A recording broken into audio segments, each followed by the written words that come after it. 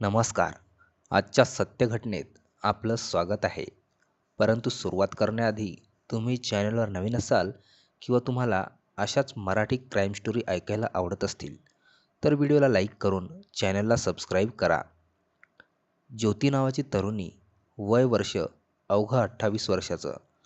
रात्रीची वेळ झालेली होती.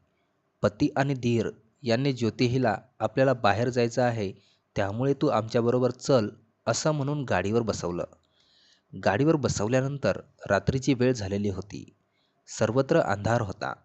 एवढ्या रात्री पती कोठे घेऊन चालला याची ज्योतीला सुद्धा माहिती नव्हती. काळ पुढे सरकत होता तसं ज्योतीच्या मनात अनेक प्रश्न निर्माण होऊ लागले आणि फास्ट चालणारी गाडी जर्मन धरणाजवळ आली त्यावेळी गाडीची स्पीड कमी झाली आणि गाडी थांबवण्यात आली. मध्यरात्रीची वेळ झाली होती. आजूबाजूला कोणीच दिसत नव्हतं. पती आणि धीराच्या मनात नेमकं काय चालू आहे हे ज्योतीलाही समजायला मार्ग नव्हता. तिघेजण गाडीवरून खाली उतरले. ज्योतीला रस्त्यावरून थोडं आतमध्ये घेऊन गेले आणि त्या ठिकाणी पती आणि धीर यांनी ज्या पद्धतीचं कृत्य ज्योतीच्या बाबतीत केलं ते अतिशय लाजिरवाणं होतं.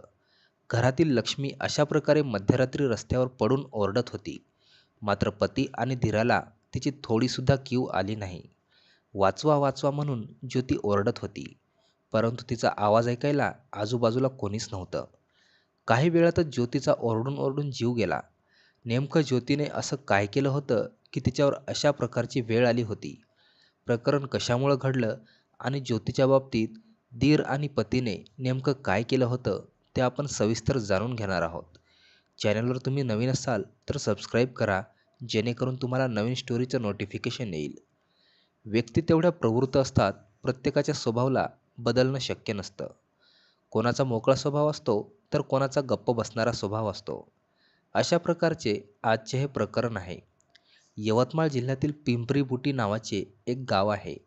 या गावात सुमित आणि अमित या नावाचे दोघे भाऊ एकत्र राहतात. दोघांचे विचारही अतिशय जुळतात, त्यामुळे दोघेही एकत्र राहतात. प्रत्येक कामात अमित हा सुमितला मदत करत होता, त्यामुळे दोघांच्या राशी जुळून आलेल्या होत्या. नाहीतर आजकाल दोघा भावंडांमध्ये कसे भांडण होतात हे आपण पाहतच आहोत. सुमितचं लग्नाचं वय झालं होतं, तर राळेगाव तालुक्यातील रानवड नावाचं गाव आहे, त्या गावात ज्योती नावाची तरुणी राहते. तिचेसुद्धा लग्नाचं वय झालं होतं, त्यामुळे तिच्या घरचे लोक तिच्यासाठी मुलगा शोधण्याचं काम करत होते. तर पिंपरीबुटी येथील रहिवासी सुमित याच्यासाठी मुलगी शोधणं चालू होतं. दोघांच्याही घराचे एकमेकांना ठेपे लागणं सुरू झालं होतं आणि दोघांनी स्वैक जुळवण्याचा प्रयत्न सुरू केला होता. शेवटी एवढे दिवस सांभाळलेल्या काळजाच्या तुकड्याला अनोळखी व्यक्तीच्या ताब्यात द्यायचं म्हणजे बापाचं काळीज किती तुटायला लागतं. पण शेवटी ही लेक परक्या घराची लक्ष्मी असते असं म्हणतात, ते उगाच म्हणत नाहीत. काही काळ निघून गेला आणि सुमित आणि ज्योती यांचा लग्न सोहळा अतिशय थाटामाटात पार पडला. दोन्ही घरच्या लोकांचे जे काही व्यवहार झाले होते ते देखील पूर्ण करण्यात आले आणि आता सुमित ज्योती यांच्या संसाराला सुरुवात झाली. सुमित हा घरातील मोठा मुलगा असल्यामुळे त्याच्या घरात दरारा होता. शेवटी घरात मोठा म्हणून त्याला मानसन्मान देखील दिला जायचा. पत्नी म्हणून ज्योती ही घरात आली होती. मात्र ज्योती हिला गावाकडे सर्वांमध्ये हसत खेळत राहणे, मिसळून राहणे याची आवड होती. सासरी आल्यानंतर ज्योती हिने घरातील वातावरण पाहून आश्चर्य व्यक्त केलं. कारण घरात ज्या पद्धतीने शांतता होती ती शांतता ज्योती हिला आवडत नव्हती. घरात पती मनमोकळेपणाने बोलत नव्हता, तर धीर आणि इतर सदस्य त्यांच्या तोंडावर देखील हसू नव्हतं.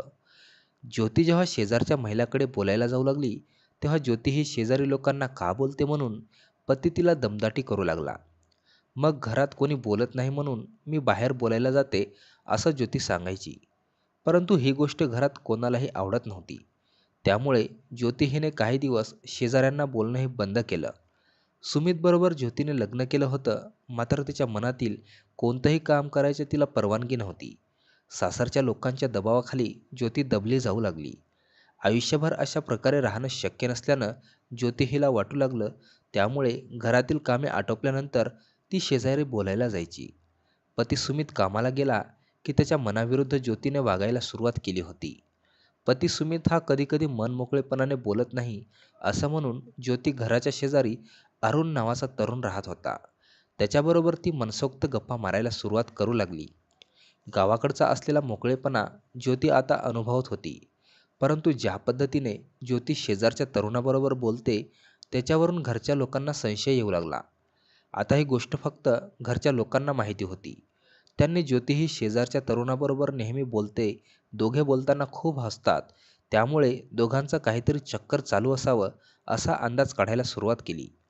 पती सुमित याच्या कानावर देखील ही गोष्ट पडली.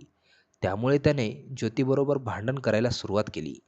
घराच्या बाहेर जाऊन शेजारच्या तरुणाबरोबर काय करत असते असं जेव्हा सुमित विचारू लागला त्यावेळी ज्योती शांत झाली. कारण पतीने घराच्या बाहेर जाऊ नको असं स्पष्टपणे सांगितलं होतं. तरी ज्योती बाहेर जाऊन तरुणाच्या बरोबर संपर्क करू लागली होती. जो संशय घरच्या लोकांच्या मनात होता तोच संशय सुमित याच्या डोक्यात येऊ लागला होता. आपल्या पाठीमागे ज्योती त्याच्याबरोबर काहीतरी करीत असणार. शेवटी शंका आहे ती मनात आल्यावर तुमचा संसार मोडायला वेळ लागत नाही. काही दिवस शांत राहिलेली ज्योती पुन्हा अरुण याच्याशी बोलू लागली. गुरुवारचा दिवस होता. घरातील कामे उरकून ज्योती अरुण याच्या घरात गेली. घरात कोणीच नव्हतं आणि ज्योती व अरुण हे गप्पा मारू लागले. त्यावेळेस सुमित हा काही कामानिमित्त घरी पोहोचला.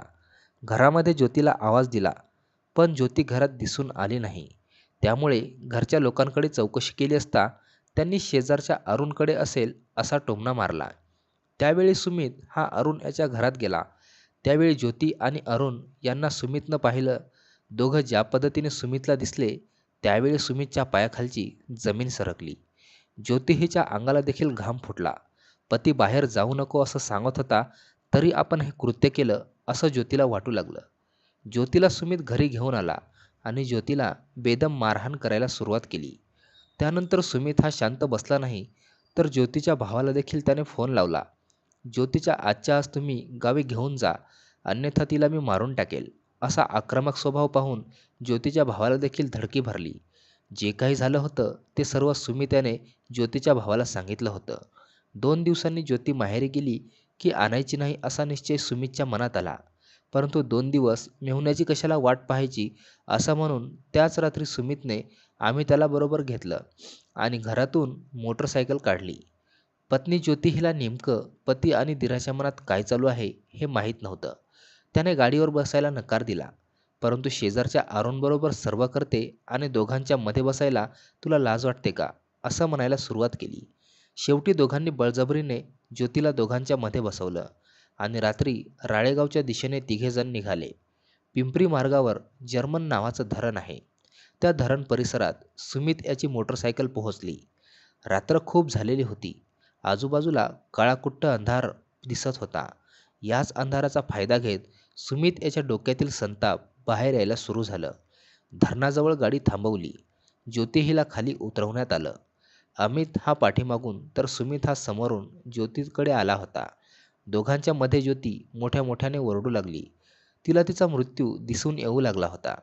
काही वेळातच पती आणि दीर आपल्याला सोडणार नाहीत हे ज्योतीला आता माहिती झालं होतं. दोघांनी ज्योतीला एवढं दाबलं की ज्योतीचं अवसान पूर्णपणे गळून गेलं. ज्योतीचा तोल जाऊ लागला. ज्योती खाली पडताच सुमित आणि अमित यांनी ज्योतीला बेदम मारहाण करायला सुरुवात केली. आज ज्योतीला माहेरी सोडलं तर पुन्हा ती सासरी येईल, त्यापेक्षा तिला इथंच संपवू असा निश्चय दोघा भावांनी केला आणि त्यानंतर भयंकर स्वरूपाचे घाव ज्योतीवर करायला सुरुवात केली. ज्योती वाचवा म्हणून ओरडत होती, परंतु कोणीही तिला वाचवायला आलं नाही. काही वेळातच ज्योतीचा मृत्यू झाला आणि जंगलाच्या तरी ज्योतीला फेकून देण्यात आलं. जेव्हा सकाळ झाली त्यावेळी ज्योतीच्या भावाने ज्योतीला बोलायचं आहे असं म्हणलं.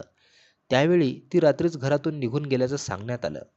यावेळी ज्योतीच्या भावाला संशय आला आणि त्यांनी वडगाव पोलीस ठाणे गाठले. त्या ठिकाणी रीतसर फिर्याद दिली. त्यानुसार पोलीस ठाणेदार पवन राठोड यांनी पती सुमित आणि त्याला अटक केली. तेव्हा सर्व प्रकरण उखड झालं. हे सर्व झालं होतं ते फक्त एका संशयवृत्तीने. ज्योती हिला सांगूनसुद्धा ती शेजारच्या तरुणाबरोबर संपर्क करत होती. त्याचाच राग पती सुमितला होता. मग आता या दोघांपैकी नेमकी चूक कोणाची हे तुम्हीच कमेंटमध्ये सांगा.